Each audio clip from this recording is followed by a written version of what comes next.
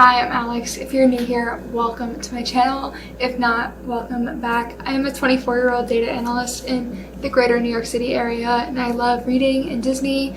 So if any of that resonates with you, I would love if you stick around. I upload a lot of data analyst days in my life, things about planning Disney trips, and a lot of book videos lately. So this is going to be a book video. Welcome. I saw the other day Jack Edwards post a vlog, and if you don't know who Jack Edwards is, he's like the king of booktube, but he posted a video where he read 7 books in 7 days, and I was like, I wonder if I can still do that. There was definitely a time in my life where I was reading this much, but it sort of mellowed out. I did read 6 books in March, but obviously that's not 7 books in 7 days. So on top of my 9 to 5 this week and going to the gym and trying to stay healthy, on top of running my small business, on top of my YouTube channel, on top of everything else that I do, this week I'm also going to be attempting to read 7 books in 7 days. So I can't lie, it is currently 5:45 p.m. and we just got back from a very long road trip. And we started it way too early in the morning for me to be talking to a camera, which is why I'm doing this now. But on our trip, I did read the first of my 7 books in 7 days, which is Terms and Conditions by Lauren Asher. This is the second book in the Dreamland Billionaires series. The first book is The Fine Print. It's about 3 brothers who are given very specific things that they need to do in order to receive their inheritance when their grandfather dies, and their grandfather is essentially supposed to be like Walt Disney, so they're all doing things with the Disney company. This book is about the oldest brother who is becoming the CEO, and he needs to get married and have a child to assume the role of CEO, and his father is the interim CEO for the time being and doesn't want to give up the position, and it's very heated between the two of them trying to work that out. I thought Terms and Conditions was a much better book than The Fine Print, to be honest.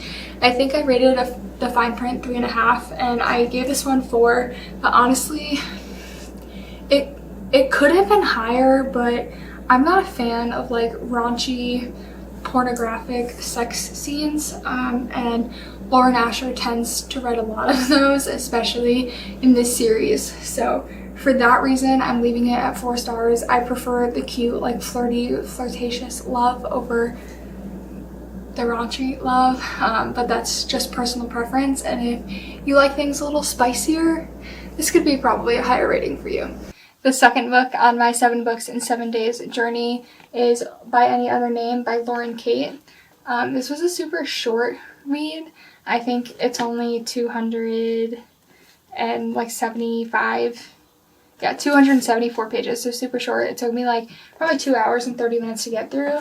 It's about an editor who has to get their author to like out of writer's block and to turn in a manuscript within 3 weeks in order to keep her promotion.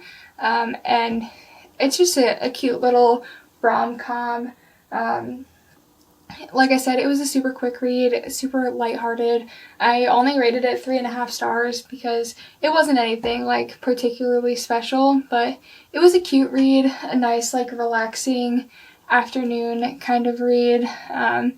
Definitely would have been nice like by a pool or something. So that is book number 2, 3.5 stars, By Any Other Name by Lauren Kate. I've never noticed I have this like cute little reading nook in my office to film at.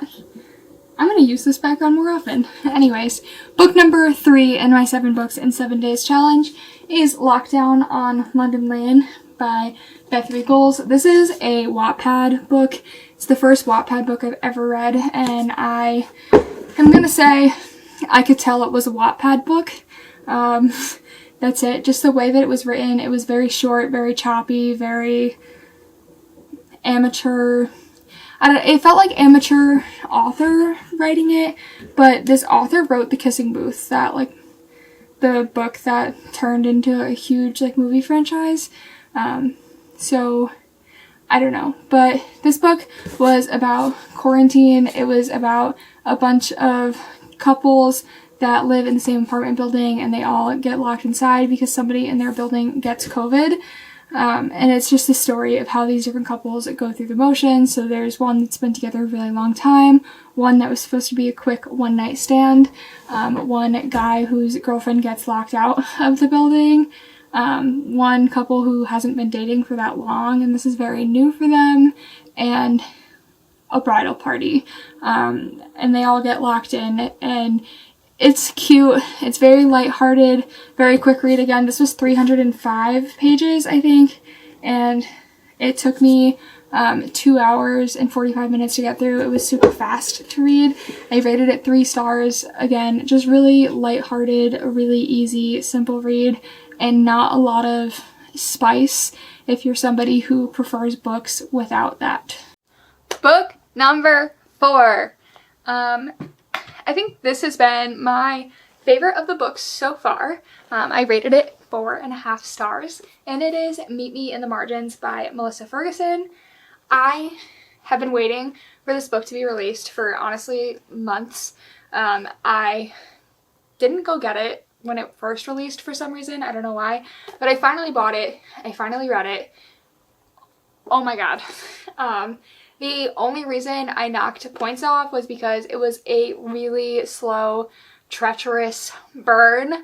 It took a really long time to get where I wanted it to be. But this book is about an editor. I guess she's an assistant editor at a small publishing company that doesn't believe in romance books, which is nuts. But anyways, she is an editor at a small at a small publishing house, and she wants to publish her own book. That's her goal. It's her dream. I related a lot to this protagonist, but she has written a manuscript and is sending it in to a big editor at one of the big publishing houses when she drops it and her new boss sees. And then she goes to leave it in this little secret nook in her office building that she thinks nobody else knows about, but it turns out somebody does, and they help her edit her manuscript to be in the condition that it needs to be in to get published. It's a really cute, really nice rom-com love story. There's no spice, there's nothing like that would turn anybody off from it. It's just like a nice, quick, easy to read book. When I was younger, I used to give books songs that I said would be like their theme song, and I don't know why, but this started when I read The Hunger Games. I think I was listening to Hallelujah on repeat, and I was like, why does Hallelujah kind of work for The Hunger Games? So then I started doing it a lot, but Meet Me in the Margins instantly reminds me of Meet Me at Our Spot, by not the Willow Smith version, although that version is fantastic, but the Christian French version that is like a viral TikTok and Instagram reel sound that's like, this is Meet Me on Our Spot, but you like really call a vibe. That one, that is this. It's slow, it's incredible, it's so nice to listen to. I loved this book. I can't say that enough. I don't know if you can tell, but I really liked it. I've already recommended it to 3 people and I just finished it, so this one's great. Read it. Also, I didn't talk about pages and how long it took me, so let me do that real quick. This is 305 pages. It took me 2 hours and 45 minutes to read. That seems to be pretty standard for what around 3 pages takes me. So that is Meet Me in the Margins, book 4, day 4. Time to go start another one. Happy day 5. It's technically day 6 for me, but we're reviewing the book from day 5. So, day 5. One Italian Summer by Rebecca Searle. I really love Rebecca Searle's writing. In 5 Years is one of my favorite books of all time. I thought The Dinner List was pretty good too. I think this book is sort of a combination, honestly, between The Last 5 Years and A Dinner List. Also, yes, it's April. Yes, I'm wearing a pumpkin sweatshirt. That's the end of that. So this is about a girl whose mother dies and she goes to Positano, Italy, in order to try to like connect with her mother and give herself some time for her brain to function, but Then she falls and hits her head and is transported back 30 years and gets to watch her mom basically thriving in Italy and living her best life. So it's a really fun story, a really uplifting, just charming book.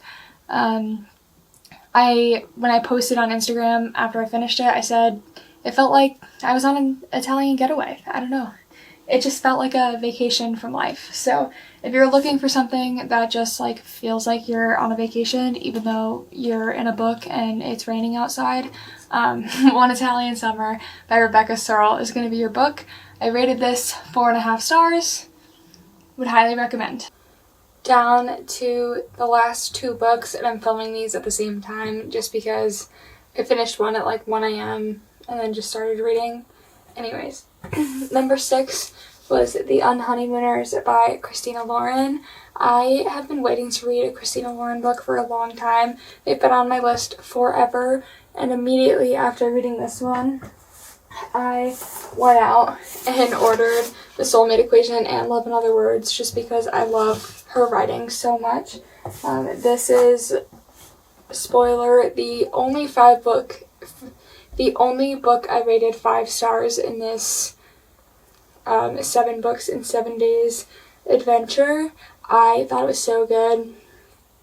It's about a couple who has this wedding and all of the guests get sick except for the maid of honor and the best man, so they decide to send them on a trip on the honeymoon together because it's non-refundable. And it's honestly one of the funniest books I've ever read. I don't think I've ever laughed that hard reading something, and it was just such like a feel-good romance. Highly recommend this book. I loved it, and honestly, it's probably going to become a comfort read for me. And then the last book was Just Haven't Met You Yet by Sophie Cousins. This was a book that I just picked up because it was on Target's shelf. It wasn't something that I was particularly interested in beforehand. It was cute. I rated it 3.5 stars. I finished it this morning and I already sort of forgot what it's about. But it's somebody who works for an online platform, and she works in like the romance section, writing about people's meet cutes. So she goes to write this story on Jersey, which is one of the Channel Islands, and meets 2 guys, finds herself in a love triangle. It's a cute story, but it was really, really predictable. Like from chapter 2, you knew exactly what was going to happen in the end. So it was good. It was fast to read, but not necessarily my favorite. But that is going to be it for 7 books in 7 days. But thank you so much for watching this video, and I'll see you in the next one.